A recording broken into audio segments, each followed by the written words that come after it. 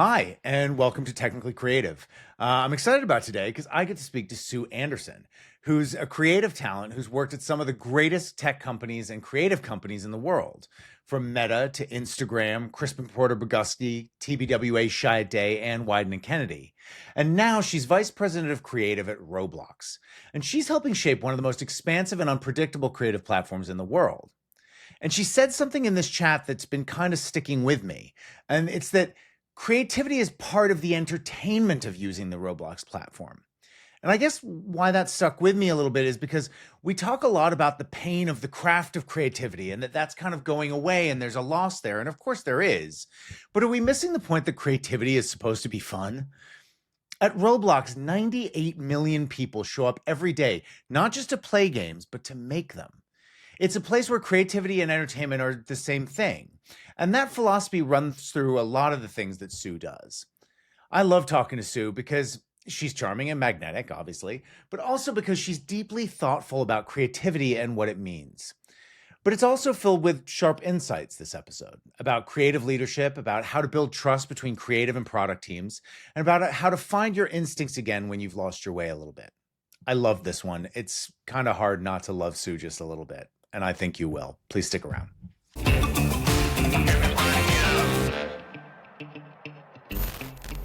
So where have you been? Because obviously, you were recently at Instagram and Meta before going to Roblox. Were you in San Francisco then? When I went to work at Meta, I did move to the Bay Area. We were living in Oakland actually, and then during the pandemic, also did quiet moonwalk back to LA. Because that just seemed to suit our circumstances at the time. And then I've been lucky enough to be able to stay here, and I commute up to the Bay all the time to Roblox. Yeah, I'm so excited to kind of talk to you because there's so you've done so many interesting things. We had Kate Morrison on the podcast, and she said in tech companies, creative has to be inside to a degree because the product moves so fast that if the creatives aren't right next to it, really understanding what the roadmap is for the future, it's very difficult to get a grasp as an outside agency. What was your biggest learning going from agency communications and creativity to tech? I mean, I think it's probably good to first talk about why I decided to shift from agencies, and it's so much of it is related to what the same conversation that you had with Kate is. I found myself at agencies always going into a room with what might be incredible creative work that everyone had worked through the night on, and within a few minutes of the CMO or the CEO arriving for the meeting and starting to talk about why they were excited to see the work, realizing, damn it, we don't have the right work because we haven't diagnosed what the problem is correctly. And there were so many layers between, on the brand side and on the agency side that the telephone got broken along the way. And I found myself thinking, I want to be in closer to the people who are diagnosing the problems or seeing the problems. So that was one part of it. And then the other part of it is, and I'm sure you'll remember this, you would always have a deck of work, and at the back of the deck, you had all of these crazy ideas where you were proposing changes to a product, or this is not the ad you've asked for, but this is what we think you can do for the brand. And those ideas were always skipped over because it wasn't your remit as an agency, or because you didn't know enough about the product to be able to actually really work through how you might make that idea happen. Yeah. Or the timelines it would take to implement on the tech side or on the product side. Yeah. Yeah. So what I found was why I was attracted to going to the brand side and into tech specifically was that I wanted to be able to get closer to where the problems were, and then to be able to go and figure out, okay, we want to make a change inside of this app. Who are the engineers that we need to talk to in order to do this? Who are the product designers who can help us make this happen? And is it truly a crazy idea because it's actually going to take a ton of engineers, or is it an easy idea because it might take one? Mm-hmm. Yeah, I'm what I'm hearing is a lot of wasted creative effort.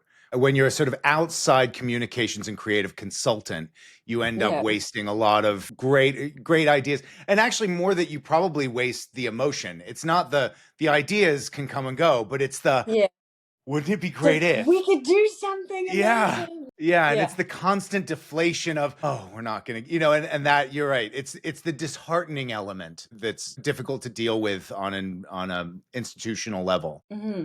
Yeah. Yeah. And so what do you think was the kind of biggest muscle that you had to flex shifting from that structure into the tech structure? A couple of things. I mean, my first day at Meta when I joined, it was still Facebook. You go to your onboarding, and there are thousands of people onboarding on that given day. And what I realized was that while I was walking around, every time I introduced myself to somebody, they would most likely be on the technical side, so they were engineers, content designers, all of that kind of thing. And I'm a creative director, and this sort of cloud would go over their face, like, what is that? What do you do? That realization that I am not working inside of a creative agency where, as creative folks, you are the engine and kind of the most important thing. You're the thing that the agency is selling. And suddenly I'm like, I work at an engineering company. I am at a technology company, and I am one tiny part of what this huge company is. So making that shift and realizing that you still need to be true to yourself inside of this big engineering company. I think that was a shift. And then honestly, like some housekeeping things that, as an agency, you're always like, oh, we could be late for this meeting, or we can throw out this crazy idea. They might be really interested in it. And I think sitting on the brand side, you also just realize how much pressure brands are under, the timelines that they're working to, and sometimes that some of the sort of like, I don't want to say it's sloppiness of agencies, but that kind of casual, we can do whatever we want to, like, actually makes life really difficult for marketing folks. Yeah. Well, I also imagine that the balance of power has shifted a little bit, because it used to be that advertising agencies were cool, and they were the place most likely to have a foosball table and a breakout room and whatever else. And now with margins going so small, all of those, free lunch, sensory deprivation pods, all of that has moved to the tech companies. Now the tech companies are the cool places to work. That sloppiness, I imagine, when you have a really cool, great creative environment, you walk into an agency that's looking a little bit meager and everybody's going, we're so cool and creative. You're going like, I'm not sure I want to listen to you. We're equally as cool over here. I mean, I still have a huge love for the agency folks, and I've also been lucky in that a lot of the work that I've done, particularly when I was at Facebook and at Instagram, still got to work a lot with agencies, because you're frequently, there can never be enough of you inside, so you have to work with external partners as well. So I don't want to say that they're not cool, is what I'm saying, Orlando. I want to say that. You're still a creative at the end of the day. I You know. can't sell out your tribe. Yeah, I don't want to betray my people. Fair enough. Completely fair enough. So we'll get you to betray them by the end of this interview. That's Well, going to we'll be my see. We'll mission. see about that. But it does, you were sort of talking about, the ways that job has shifted. What can you explain your actual job? Because VP of Creative is at Roblox is it sounds so all encompassing that it's hard to figure out how to orient that in one's mind, certainly from the outside. What would you say is how does that job work within the company? So, what I oversee is much of the external facing things about Roblox. So, in the same way, creative director would oversee a brand, that is much of what I'm doing. So, I work with a brand creative team who, like an agency, we have writers, art directors, producers, and we're making things about the brand. So, we're showing up in our social channels when we do events, we show up, we create all of the work. So, we're doing all that conceptual brand thinking. I work with the brand design team as well. So we're doing a lot of the basic brand foundations where, everything from how we look and feel, how our tone of voice shows up. We're doing all of that. And I've recently extended my role, and I'm actually working into products as well. So I'm working with content designers, which is a great extension of, I grew up as a copywriter. There is so much writing and language and ways to use a product that content designers are showing up and really thinking about are you going to say press a button that says play, or are you going to press a button that says join, and things like that. I'm working with the engineering design team as well. So anything that is, and our 3D content team as well. So anything that is outward facing under a creative umbrella is within my remit. My whole department works into a creative and design department. And so we're working really closely with the product design team as well. When you say external, what's interesting to me is because obviously, typical brands are all external, even the purchasing thing. But you guys have 85 million daily viewers. I think that's right as far as my last research. It might be up. It's getting closer to 98 million in our recent Okay, all right. earnings call, Orlando. We're very proud of that. Yeah. So by the end of this interview, it will be 100 million daily users. Exactly. And obviously there are so many transactions and things happening within the platform itself. So you've got your external communications to people who haven't yet understood the brand. You've got then, people who are sort of a little bit closer and lower down the funnel. And then you've got the people that, are engaging with it every day. Do you cover off, and it sounds like you're working in product as well, or do you cover off the transacting within the program that's also covered by your creative oversight?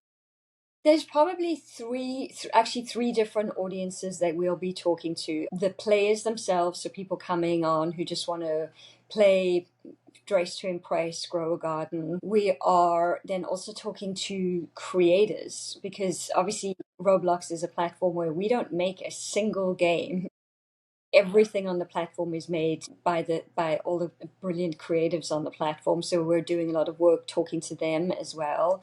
And you currently have, just again, my data might be out, but you have 40 million experiences on the Roblox platform created by all of the creators who use the platform every day. Millions and millions of experiences, yeah. And it's just an incredible amount of creativity that shows up on the platform every day. Then the third bunch of people that we are talking to is also to parents and policymakers, like people who are genuinely interested, and rightly so, in making sure that this is a safe and civil platform. So I don't know if that helps to kind of cement the three different audiences. Yeah. Well, because it seems to me that, big studios have been working on trying to get user-generated content, cracked for many years. And, we've been very lucky to work with some studios, and they often talk in our conversations as we're doing AI integrations and things. They love the idea of user-generated content. They love the idea of giving Scooby-Doo assets to people and allowing them to play around with it. But I think that they still have a very rigid touch with the way they allow people to create. And your guys' creative platform is so well developed, and all still feels, nothing can be created in there that doesn't feel Roblox. And yet you're giving this incredibly rich experience to the creators, so much so that they've been able to make unique things 40 million times. That's quite remarkable. Yeah, I mean, the every time I go on the platform, I am amazed by first of all, the range that is there, and that range just keeps on expanding. We're seeing so many more driving games, so many more sporting games, things like Dress to Impress blowing up, things like Grow a Garden, which has just actually become the biggest game on the platform in a very short amount of time. It's crazy to see what's happening on the platform. Like you said, it's so unique as well. I always say, I wish I think as the folks responsible for trying to portray this brand, figuring out how to bottle the vastness and the amount of possibilities on the platform is like actually our biggest creative challenge. In some ways, Roblox is like, it's it's very similar to the internet itself. How do you explain all of the things that are on the internet? How do you explain all of the things on Roblox, some of which are beautiful? You can go and fly with dragons, but you could also be killed by a toilet or chased by a block of cheese. It's like, you pick, like, which one would you like to do today? I did the killed by a toilet thing last night. You That was did? really good Okay, fun. great. That was one of the questions I had here. What does brand building look like for a virtual world? Is there work that needs to be done outside of the platform itself for you to make people feel in the brand's embrace when they're in the platform? Or have the developers kind of done that work for you? It's as a creative person, it's a huge challenge, and I honestly feel like I have had the same challenge when I worked on Facebook and when I worked on Instagram. Is how do you make somebody who is outside of a platform feel what the platform is really like? And I think there's a couple of things that I feel like have helped to do that. Is first of all, to always take a step back. Nobody needs to hear the platform's voice loudly. You never want to be saying, we are Roblox, we are Instagram, we are Facebook, this is what we are doing. You are so much in this instance the utility. You are the one who's providing it. Allowing the voices who are on the platform to speak for you is actually the best way that you can describe the platform to anyone who's not on it. Uh, Putting any artifice over the top of it or espousing your values and philosophies, I don't think people want to know that. They just want to know, like, what's there, and like you said, how does it feel when you Does it show work? up Is with it cool? Am I enjoying it? yeah. Yeah. Yeah, and let the people who are doing the things that are cool be the ones who are representing the brand for you. That's sort of the thing that I feel like has always worked the best for these kinds of platforms. What's also so unique is you get to tell a full story there. It's not just kind of vox pops of people going, and I enjoyed it. I actually had a game that was monetized. I then made money off this game that was pushed out through the platform. The process of moving people from hobbyist to professional, and basically that's Mm-hmm. what they're becoming. They're a Mm-hmm. hobbyist game developer. And then the moment Mm-hmm. the game does well, is sticky, and pays back your Robux, you're suddenly now a professional game developer the moment you earn actual money off of it. Yeah, and there are developers who are earning enormous amounts of money. I mean, there are developers in the last year who are earning $1 million a year. So it's worth their while. I think, yeah, And is that all one-on-one? I mean, is that all individualized developers, or are you now seeing groups of teams doing it? yeah, we're seeing enormous amounts Right. of studios doing it, and those studios will often be, could be like 2 people to 6 people, to larger studios, and we hear over and over again from some of our best creators.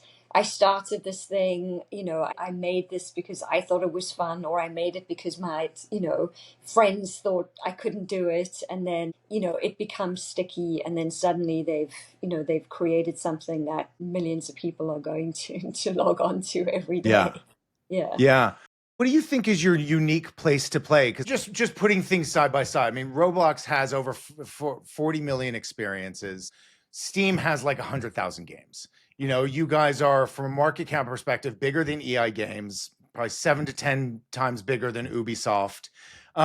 Roughly the market cap of Nintendo. What do you see as your unique place to expand into, or even just you said you don't necessarily want to be constantly espousing your ethos and your brand values and whatever else, but surely from a growth standpoint you kind of go, yes, but this is where we feel our manifest destiny is. Yeah, I mean, the company has a very, very clear goal of capturing 10% of the gaming market. We are sitting at around 2. That is all based on, again, the original vision of the platform that David Baszucki had, that he wanted to reimagine how he brings people together. And I think that's one of the things that's so special about Roblox is it's best enjoyed with others. This is not a solo gaming experience. And we hear that over and over again from people who come to the platform. Like, I can go on my own and I can have, I can have a huge amount of fun, but it is so much more fun when I'm doing it with my friends. We actually recently heard that the NFL has an experience on the platform, and they were saying, they're so rooted in like playing a game, literally on a field. So when they created the experience on the platform, they're like, well, people are going to come and play football. And what they saw was that there were just a ton of people who were just hanging out in the experience. And that's what people will often do, is just come and hang out.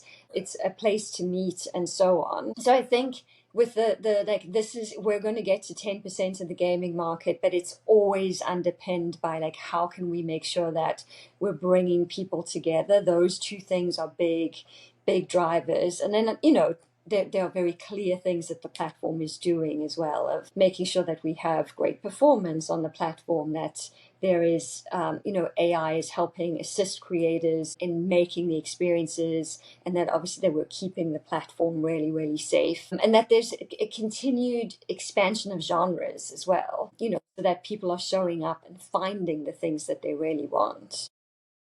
I feel like I forgot what your original question was, so I'm That's hoping okay. You did it vaguely perfectly. in You the didn't like neighborhood, you the know. you didn't like the premise of the question. You obfuscated perfectly, and you pivoted to your talking point. I love it. It Okay, was very political. bring me back. No, I mean, to be honest, I was going to, but I kind of really like where you took that, and it made me wonder, how do brands come into your ecosystem? What does that relationship look like when, I mean, NFL, one of the certainly the biggest and most valuable brands in America, coming into Roblox, how do you manage that relationship and the expectations that come with it? I mean, the first thing I'll say is that there are lots of much more qualified folks who are dealing with our brands and partnerships. But what I will say is, I think we are seeing more and more brands coming to the platform for different reasons. There are certainly some who want to build experiences so that folks can experience their brand in a unique way, but it's not the only way for brands to come in. There's also advertising ways that they can show up, or what we announced just recently, that you can sell products that are both digital and virtual. So there's a bunch of ways for brands to be able to come and show up and decide how it is that they actually want to do that. A full experience isn't the only way. How important is it for you and your creative teams to be tapped into the tech higher up the pipeline? And what does that creative relationship look like? It's massively important. Like I said, it's the whole reason why I decided to go onto the brand and the tech side, because when you know what is happening inside of the product, it gives you so many more great things to talk about, and so many great ways to be able to actually show up as well. So, something, I'm going to take something pithy, or what can often sound pithy, like, we want to show that you can come and have a great time together with friends on the platform. That can be a little like, oh, lots of people are saying we're all about togetherness. Facebook was all about togetherness, and LinkedIn, like, everyone's doing it. But then you hear, like, we have a great new product called Party, where you can invite friends to come and join you, and it moves you seamlessly from one experience to the other. Suddenly it's like, oh, we're actually really doing this. And so visually you can show that, rather than just like having to say it. I'm using that as a very specific example, because each one of those things, like, it gives you the cool things to be able to talk about. And then, what's happening inside of the product, like how it looks from a product design perspective, you can use that as creative fodder. I think all of it, at the end of the day, maybe that's the shortest answer. It's all creative fodder. It's all ways that they're all things that you can use for ideas. Like Google did that so well, of putting into the search bar, like, that's a product at the end of the day. Like, and it inspired an entire, creative series. As a creative team, make sure we're always going on the platform, we're actually going and playing the experiences ourselves, and then obviously staying really close to the product design team and the engineers as well, to get all of that fodder. It's all like, they're all Yeah. ways to fill the well. Yeah. And if you do have ideas that you go like, we actually think this would be a really cool way to go, and we see that it would have an incredible communication benefits, and we, if you see opportunities like that, what's the process by which the tail wags the dog a little bit? Can you influence that way? And if you can, what does that look like? You think of the idea, and then you say, I wonder if this is actually possible in the product, and then you go and find the team that is responsible for engineering that part of the product. It's exactly what you said right at the start. It's as simple as going, that guy, I'm gonna walk Yeah, it's across, like, let me you know. find the person and the team who's working on that. Let them first tell me, that's insane, we don't have the time to do that, or that's not on our roadmap, and often that will happen. Or they'll say, that's insane, it's not on our roadmap, but it's a really good idea, let's figure out how to do that. Or it's like, yeah, one person, and then you kind of take it from there. But yeah, that is the joy of just kind of going across the hallway, so to speak. How important is traditional media in your campaign arsenal? What are you defaulting to as your primary assets and tools? Are you still doing a lot of TV, or is most of it digital? What is the makeup of your overall communications toolkit look like? I mean, the way that Roblox has shown up over the 20 odd years of its existence has never been on any traditional paid media. We show up in our social channels, we use our comms channels. The platform itself is the thing that speaks for us. We're slowly building a brand, and I think that in itself is requiring some patience from me as a creative person. You always want to be able to do all of the things, and talk about there's so much on the platform to talk about. So I want to be able to do, we should do this and we should do that and we should do that.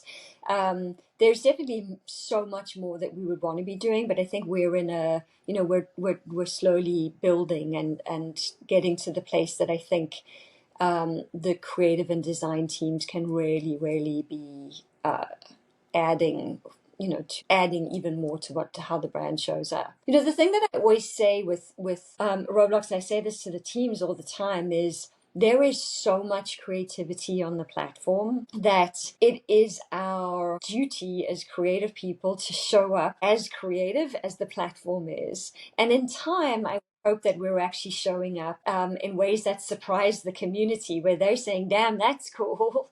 What you guys did was cool. But for now, the very least that we can be doing is like, we've got to be showing up as creative as the platform. That's very cool. That's a really good orienting message. Yeah, because I often talk about the sort of culture of creative teams and how it can be different, and those sorts of messages to live by are often incredibly important to make sure that everybody's singing from the same hymn sheet. Yeah, yeah. I mean, our creative leader, Tagu Keita, always talks about, we've got foundation, innovation, and craft. Those are things that are core to absolutely everything we do as a creative team or creative and design team. So we have those basic anchors all of the time for everything that we're making. I think for very specifically for the creative team, I'm like, yes, and we have to show up as creative as Yeah. that platform.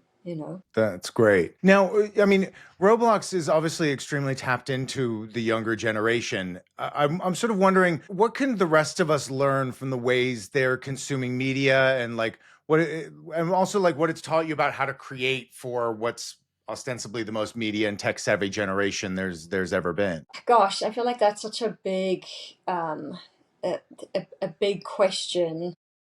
Is it simplified by saying, okay, if you have to show up as creative as the creators, what does that look like? I think most important, like, observe what it is that they're doing. There's Be a fan. so much inspiration right there. Like you said, like we're going on the platform all the time and going, oh wow, that's insane. We could never have thought of that idea. Like I think really showing up. I think it probably goes back to what I said earlier as well. Don't try to insert your own voice in there.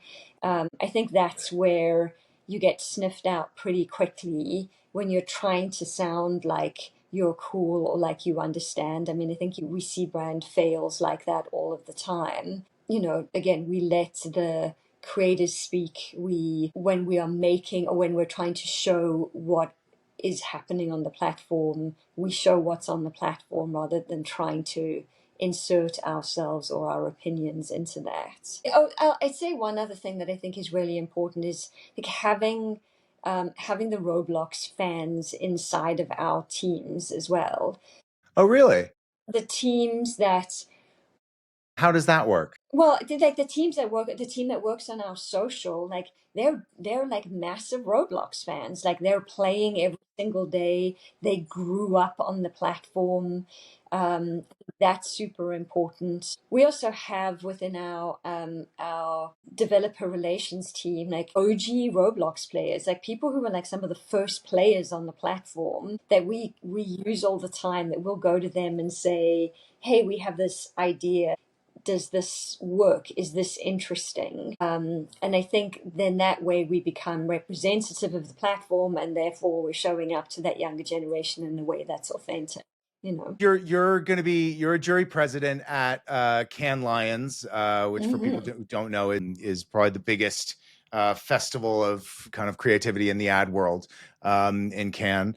And what I'm interested to know is you're going to be the kind of tastemaker or running the jury, deciding who's going to be the winners. Has your new position changed the way you judge work or the way you consume work that other people do? Do you kind of go, actually, those are outdating story techniques? Are there things that you feel that you've learned in tech companies or maybe even just being brand side where you go, I've actually altered my perspective potentially on the work I like to see, what I think is good, what I think is worth singing about? Yeah. You know, in looking at all of the work, because obviously we've started judging already, I do still have the basic core gut instinct of like, is that just a really great creative idea? That hasn't changed. And it's actually been a really interesting experience for me to be judging work again and going, God, the only thing I really care about at the end of the day is a really great idea that has like moved or changed something. So like that's like stays core. But I do think I'm much more aware of the ways that you can show up as a brand. So is that the technology or the place that you should be showing up in? Are those the right channels? I think I'm more aware of that. I'm aware of, I think, the timeliness of ideas as well, so that they feel like they are as current as they can possibly be. And that's both to stay close to the audience and to the technology that exists. And, I think I'm probably much more aware of, like, did this make a difference to the business? Did it move the business needle? If I think about when I first started out in advertising, probably the only thing I cared about was the idea. And I think agencies have grown up this way. I think that the industry has grown up. Even Can actually makes you submit what was the business impact, whereas before it was just like, throw us your idea and we'll tell you whether it was great or not. But I'm much Yeah. more aware of that. And I'm aware of that, again, for the sake of creativity itself, because creativity can actually move a business needle. And if you don't care about it, then I wonder whether you're actually solving the creative problem at hand. Yeah, and I imagine as well feeling that the brand is intrinsic to the idea as well. I mean, I listen, I've been guilty of it. So many ads I've made have been a great ad that's a great little short film, and then some tagline is put on the end, and you could have swapped in 30 different brands, on the end of that piece of work. I'm sure you never made that mistake, but No, certainly nothing yeah. I ever worked on with you. But yeah, I mean, I feel the same way a bit now. I kind of look at things and I go, well, a lot of times the media spend is actually doing the work now. It's good for people's reels, but it's not necessarily good advertising. Yeah. And it's the I can't remember who it was, but there was a really great creative, actually I'm certain at Wyden, who said to me, you always have to be asking, what problem are you solving?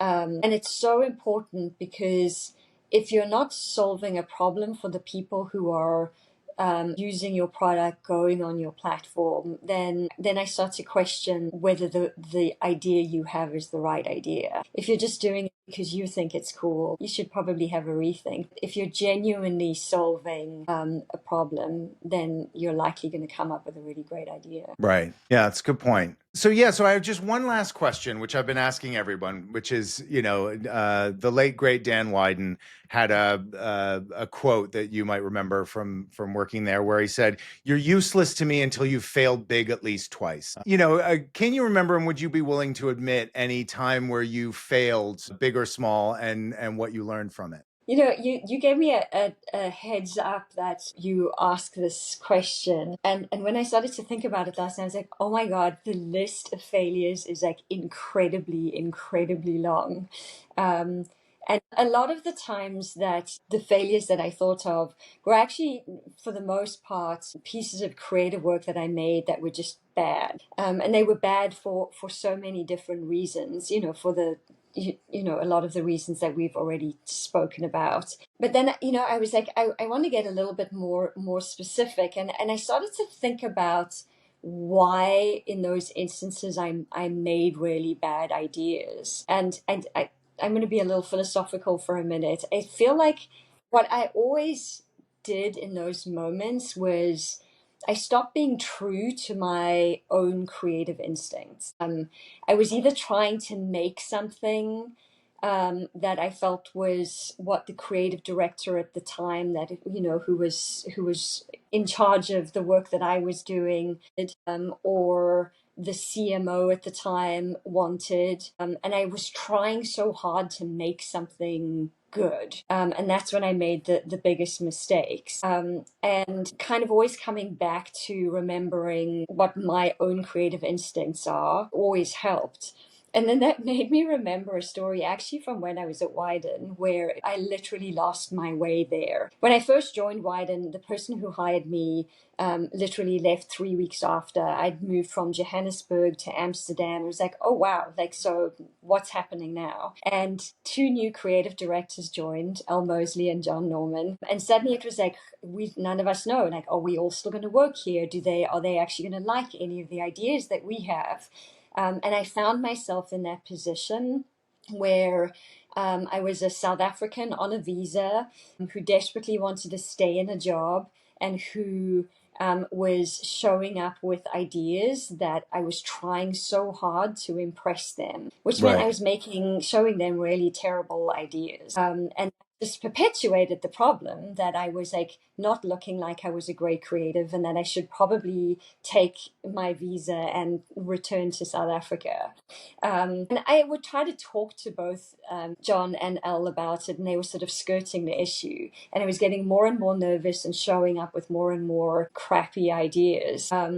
Until the one day I was like, I have to fit, and like I have to sort this. So I sent a mail to them where I attached the Clash song, "Should I Stay or Should I Go Now?" And because I felt like I first Bold. needed to You just wanted an answer at that point. is there a place for me here? Because I need to get rid of all of this extraneous stuff so that I can focus on making good ideas. And for all of the other mails that I had sent them and all of the other conversations I'd had where they'd skirted around, John actually replied going, "This is the most hilarious mail that I've received. Like, you should definitely stay." And I think the moral of that for me was I trusted my creative instinct. Like, this is a dumb mail and a song that I love that best expresses what I'm saying, and get rid of them. It's going to help me get rid of the noise, show up the way that I want to, and then show up with the ideas that I want to. How do you find it again? If you've been kind of lost, because it always amazes me. I think to myself, well, how do I know what's my instinct and what's my lack of experience that's leading to fear? Those feelings can feel quite similar a lot of the time. How do you have a reorienting strategy that you can kind of go like, how do I get back to my creative instinct, or you? Yeah, I mean, I think I put myself in a creative timeout sometimes. Just like step away from, like, it's so easy to want to carry on going to the meetings and showing up with all of the work. And sometimes the biggest thing you need to do is actually just like take some time away. And it, you can block an hour, you can block a day, just like walk away and like not hear all of the noise and look at all of the calendars and think about all of the things that you're supposed to be doing, and find and just take that moment to go, is this the right thing for the work, or is this the am I doing this thing because I think I'm supposed to be doing it? And it, for me, it's actually, you separate those two things out pretty quickly. And when you cancel out all of the other noise. So Yeah. that's, for me, it's always been that. Just like step away, like make it quiet for a minute and give yourself the opportunity to listen to your own voice. Yeah, I guess you can't work harder at inspiration. You can work harder at craft and you can work harder once the idea is there, but Yeah. you can't work your way to inspiration, I guess. Yeah. And the asking yourself like, why am I doing this? I think is super important. And if your answer is because I think that person will like it, or because I think this is what we're supposed to be doing, rather than this is the problem that I'm actually solving, I think it's you separate those things out quickly. Well, that's amazing. Sue, thank you so much for chatting with us. I so Of appreciate it. And course. you're charming as ever. It's just so nice to see you. I'm And very charming, right? you I are find myself incredibly incredible. charming. Still, yeah. Okay, good. It's been many years. I just wanted to check, see if I'm both incredibly humble and incredibly charming all at the That is true. same You were both. You time. were all of those things. So you text me all the time. But I think I will just embarrass you for a second. You got maybe the greatest compliment I ever heard from anyone, and a lovely guy named Guy who we both knew, and he said to me one time. We were chatting at the pub and maybe at the Brandon down in Amsterdam, and he was there, you were there, you were just being incredibly funny. You have a really dark sense of humor sometimes, and you were being very, very funny. And you then left, and I was with Guy, maybe Bob, and maybe Rich Walker or somebody like that. And Guy turned around and he said, Sue Anderson, she's the type of woman you meet on your wedding day and go, shit. Somebody told me that story once, and I was like, no, no one ever said that, but they never told me who it was. It Right. warms my heart so much to hear that it was Guy. That is the sweetest and loveliest thing. And I'm like, I was so embarrassed to hear it then, because that does make me uncomfortable, and I'm equally uncomfortable, I feel myself. Thank you. That is so I'm lovely. More sorry, I than didn't mean anything, to I love embarrass to. you publicly. Thank you for doing this. Just what I needed on a Friday morning. Well, good. Well, it's been such a pleasure. Thank you so much. I'm fascinated by what you're doing and watching very keenly, and I think it's just very cool. And I think that you've always been somebody I respected. I was there, I think, during all of that creative route maybe that you experienced, but certainly I always thought you were hysterical and doing really fun stuff, and I always thought you were a great creative. Likewise, it's been great to see everything that you have done, and that you are in the world that you are in now. It's been awesome to reconnect and follow the rise and rise of Orlando Wood. Thanks, Sue. We really appreciate it. And yes, and let's if I can take you out for lunch to say thank you, I'll even come over to Venice Wow, yeah. if that works better for you. In LA, we do the things that we need to do. We make the treks, we find the Yeah, places. Yeah, no, I'd love that. Seriously, it would be awesome. that'd be great. It'd be great to see you.